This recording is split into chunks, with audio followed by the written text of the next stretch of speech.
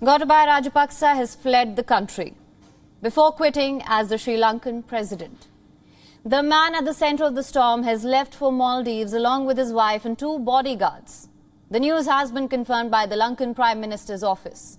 During the wee hours on Wednesday, the presidential party, comprising 4 passengers, left for Malé on Antonov 32 military aircraft, which took off from the main international airport of the country. Gotabaya left the country in an alleged bid to avoid detention after stepping down. The Speaker's office has reportedly confirmed that Gotabaya Rajapaksa did not appoint an acting president before his departure.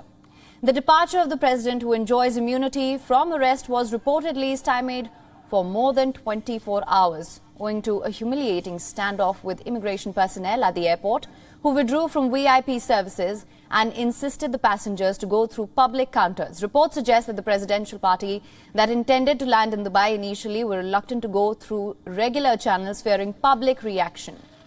Due to the standoff, the president, along with his fellow passengers, reportedly missed 4 flights on Monday before boarding on a special Dubai-bound Air Force flight, as he wanted to fly on a commercial flight. The president wanted to land in Sri Lanka's immediate neighbour country, India. However, according to reports, he did not get any clearance for the same. This comes on a day when the Lankan president had promised to tender his resignation after angry protesters overran his palace on Saturday with calls for his ouster.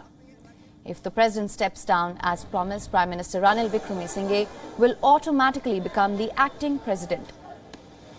That is until Parliament elects an MP to serve out the presidential term that ends in November 2024. However, Wickremesinghe has himself announced his willingness to step down after peaceful transition of the government. But Sri Lanka's political rumbles do not end here. The Sri Lankan party is yet to form consensus over the interim government.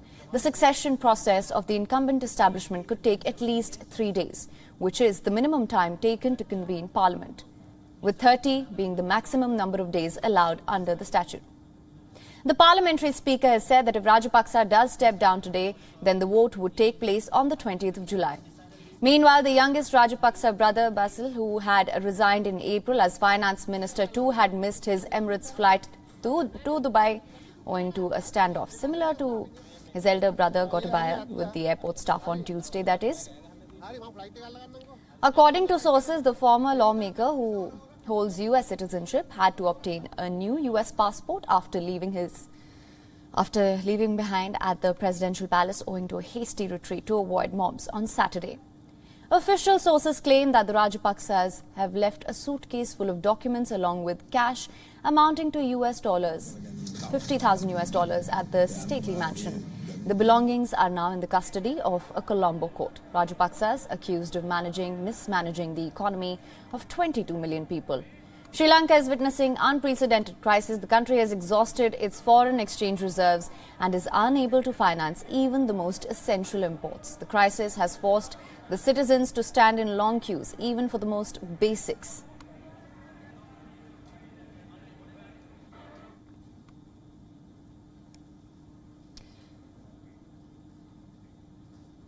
And for more on this, joining us live is our correspondent Dasuni Athoda from Colombo. Dasuni, what is the latest?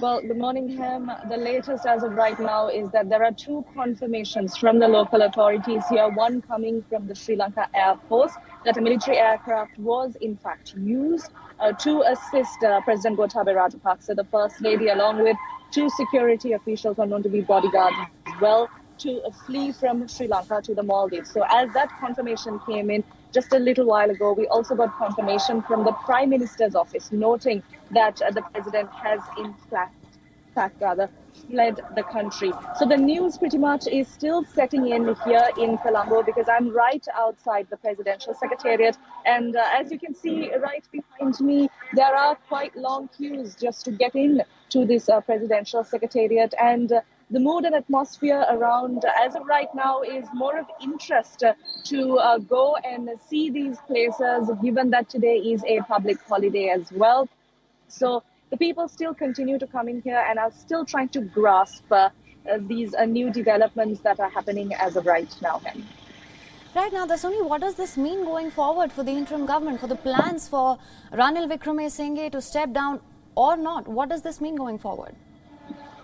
Well, Hem, it is interesting to note that even though we now know that the president has fled the country, he is yet to hand over his official letter of resignation, which means even though the president has fled the country, as of right now, as of this morning, he is still the president of Sri Lanka, because for his resignation to be valid, he needs to send in a letter to the speaker, that is Mahindayapa Abeyewardena, in writing with his signature, notifying that he has stepped down.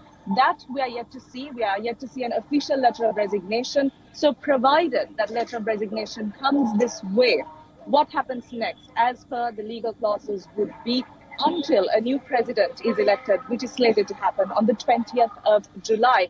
Prime Minister Ranil Wickremesinghe will be the acting president after the resignation of the president. Right, absolutely. Now, another important detail here that I did mention is that the Rajapaksas, they've left, I believe, a suitcase full of documents. What can you tell us about that?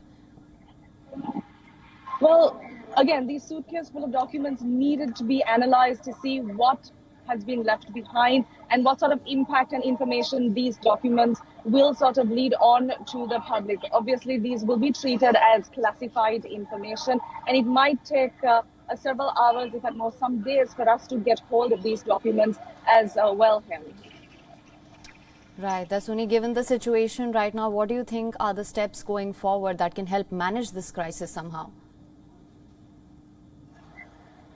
Well, as of right now, what Sri Lanka needs is to know whether, because Sri Lanka now knows that their president has fled the country and is currently in the Maldives, expecting to leave from the Maldives to the United Arab Emirates as well. But we just need to know that has this president officially stepped down from his role of president. So that is the key highlight throughout the day today. The entire nation is waiting to know and waiting for this official letter of resignation to come through, and it will only have to come through via the speaker. After that, following which is when everyone will be looking at what next, who will be taking on the reins, and how stable will Sri Lanka's political front be. Keep in mind, a new all-party government is to be formed, but we are yet to see any concrete MP party or any coalition government really taking shape or form here in Sri Lanka as of right now. Right. Well, Dasuni, thank you so much for bringing us all the updates on this. Now, for more on this, we're being joined by Rohana Hettiarchi from Colombo, Executive Director, People Action for Free and Fair Elections. Thank you so much for joining us at this point. Political chaos ensues. What's your take on the entire situation, on what it means going forward? Well, as you all mentioned, the president has left the country, but I think it's unfortunate that he was not able to face the situations, even face their citizens of the country. But anyway, now the challenge is for all the political parties is quite high now, because there were so many candidates coming in as a presidential candidate as well as the prime minister's positions. With this existing economic and political crisis, we appeal all the parties to have unanimous decisions to appoint the interim government, or rather national unity government. To establish to national unity government, we have to have a unanimous president and unanimous prime minister, because otherwise we can't move forward, because in the parliament there is no clear majority for any of these political parties at the moment, even the ruling party, because they were divided into various groups, and opposition doesn't have much power in a legal framework, even though the citizens of the country has a different view. But the challenge is how they are going to get together and take unanimous decisions to select their president and the prime minister, and also the cabinet, because cabinet has to commit all the political parties who are representing in the parliament. So that is our view at this point of time. Right. Now, Mr. Anand, that being said, the president has not tendered his resignation. So if you could just break down the process for us, because I'm assuming there's a lot of confusion there as well.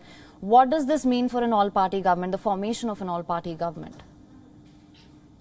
Well, the president, I think first thing is president has to resign. He has to send his official letter to the speaker, and also the prime minister also has to resign. Otherwise, I think the protesters are not happy with one resignation. So the entire country is seeking the both resignations by the by president as well as the prime minister. Then only the political party can move for next president and next prime minister. But at the same time, they can prepare by themselves until we get the president's resignations letter. The political party, I think they are moving. They are having a number of consultations, discussions among the parties, but we learn through media and with some of these private chat, there is no unanimous decisions up to now.